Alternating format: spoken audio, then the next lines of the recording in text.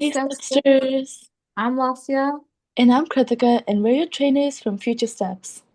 Today we're going on a poetry adventure for young writers like you. Welcome to the wonderful world of poetry. In this presentation, we'll explore how students in grades 1 to 4 can write their own magical poems. Poetry helps young minds express feelings and ideas in a creative way. Let's begin our journey. Okay, so what makes a poem special? Each, each row of words in a poem is called a line. A group of lines together, like a paragraph, is a stanza. A poem must have a title, so the special name at the top of your poem is called a title. And then, what makes a poem special, what I personally think, would be that it should be rhyming, words that sound alike at the end. So, for example, cat or hat, they sound the same. So that's why we say that they rhyme. Step one is to find your poem topic. So examples could be feelings like happy, sad, excited, or scarce movement making great to make great poems. Or it could be animals too, like a pet dog, your cat, your fish, or even your imaginary creatures. Or it could be the nature, like the seasons, weather, plants, or your favorite outdoor place. Yep. And then step two is to collect colorful words. For example, our summer word collection. So for sights, we have bright sunshine, blue waves, green leaves. You can see what I mean by colorful words when I say it, right? And then for sounds, splashing water, chirping birds, ice cream truck. Pretty good. And then feelings, happy, excited, playful. This all goes pretty well with summer, especially with the beach.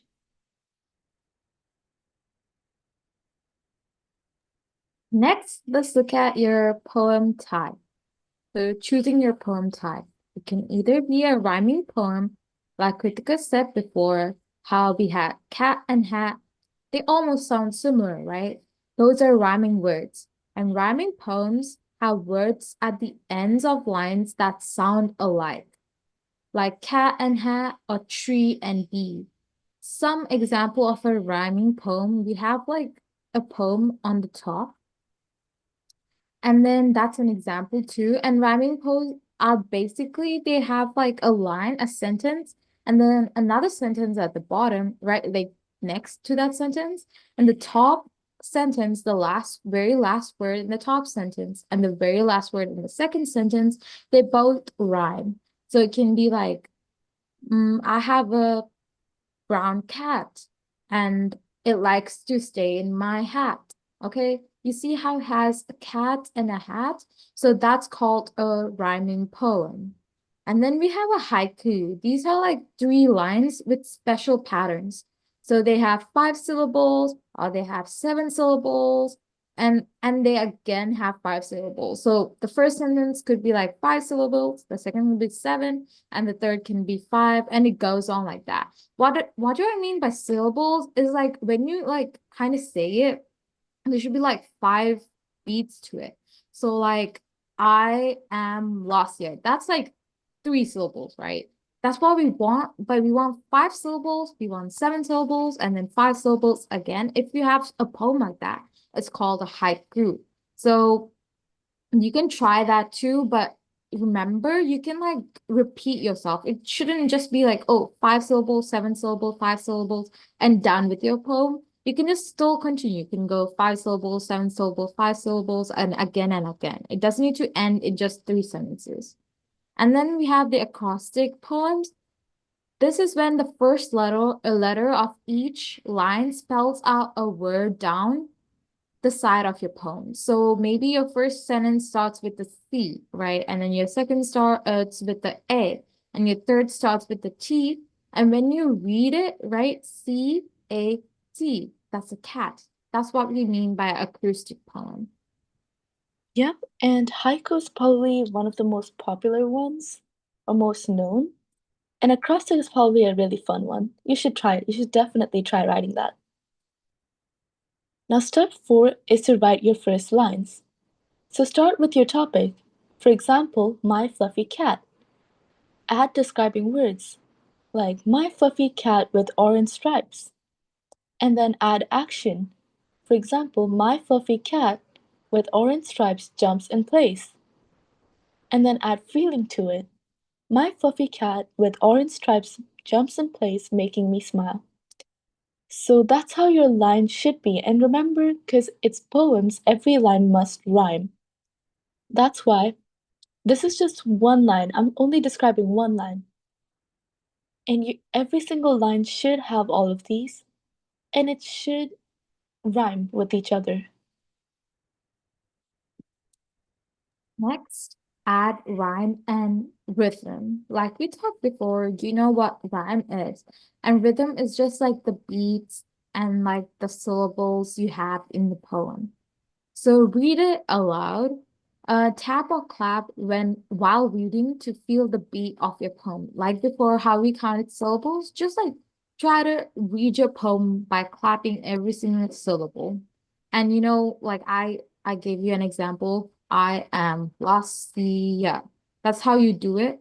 Or you can say, how are you? Kind of thing. That's three syllables. That's how you kind of do it. Like I am. See how it's just going like straight? That's just two syllables. I am. And then la, si, ya. That's how you do it. And then you can also try rhyming words. Change words at the line ends to create rhymes if you want. Like I gave you the example before about the cat and the hat. You can do it with other types and other topics too. And listen to your flow. So, does your poem sound bouncy, flowing, or jumpy? That's its rhythm. So, is it like smooth and then it's just connecting and the first sentence connects to the other and everything? That means your flow is smooth. Or is it like, pop, pop, pop, and something else like said the I don't know, box or something like that, that means it's like jumpy kind of because it gives you that feeling, right? Pop, pop, pop gives you like, oh, that's like really like jumpy. It's really like exciting kind of thing. And that's how you find your rhythm. So make sure to find your rhyme and rhythm and think about it before you make your poem so that while you're writing the poem, you include these and add them to your poem. Yep. Now let's get some examples. Okay, so we remember that we have three types of poems: rhyming, haiku, and acrostic. So for rhyming couplets, we can say something like, I have a cat, she wears a hat. She likes to play all through the day. You see how it rhymes? Cat and hat and then play and day? That's how your rhyming poem should sound. And then there's haiku. That's like raining rain on my window. So rain on my window. That's 5 syllables. And then tapping out a soft, that should be 7. Tapping out a saw. Well, this one doesn't quite make sense, but remember your second sentence should always be 7 syllables, and then your last should be 5. So this probably wouldn't be the best example, but let's try ignoring the rest and only focusing on the first line. Because remember, that's how you count syllables. So the first line would be pretty good of an example for this. The rest of it isn't the best, but there was an example on the actual slide that you could look at. And then you have acrostic, which do look. So you see there is digs in the dirt, often wags his tail, great big puppy eyes. This is a poem where the first letter of each sentence spells out a word. So if you look carefully, DOG, so that spells out dog. And this is why I think acrostic poems are really fun. Mm. And genuinely, they're probably a really exciting and fun type of poem, so you should definitely try writing some of those. And also for haiku, in this case, if you look at the second and the third sentence, and if you combine them in this example, you can make it into 7 syllables. So tapping out a soft, sweet tune. That's 7 syllables, right? So if you combine that, and the last sentence is 5 syllables. So dreamy afternoon. So just Mhm. combine the second and the third, and that's a great example too. So get inspired by these examples and try making your own. Yep. Now, like I said before, you need to make your own poems and try to share and improve your poems so that you can get better at writing your own poems. So first, write. Put your ideas on a paper. Next, read aloud. Hear how your poem sounds. Next, improve. Change words to make your poem feel better. And finally, share. Let others enjoy your creation. And if they give you suggestions, take it and make improvements to your poem to make it much better. Now let's label a poem. So the title of this poem is My Pet Turtle. So let's read the poem first and then we'll label out the poem. My pet turtle. My turtle swims slow, underwater, round and low. She hides inside her little shell, then peeks out to say hello. So you see how there is a lot of rhyming, right? So a stanza would be all four of these lines would be one stanza. Okay? And then for rhyming, we have slow, low, and hello, right? And if this poem kept going, there would be more things rhyming with probably shell too. And then our title is My Pet Turtle. So this is a pretty good example of a poem. So just look at it.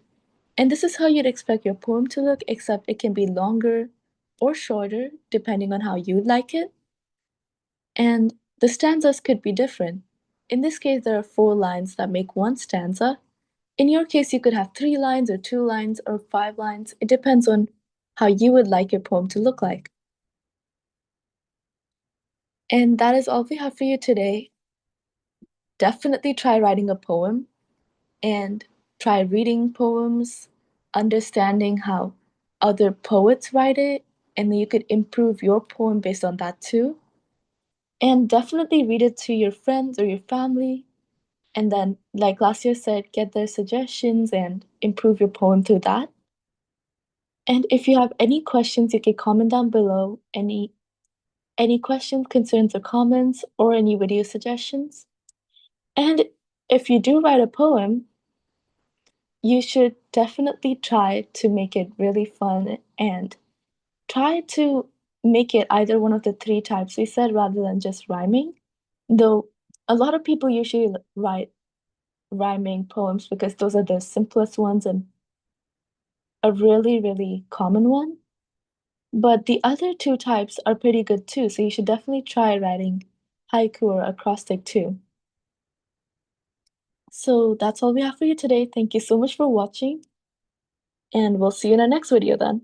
Goodbye. Bye, Stepsters.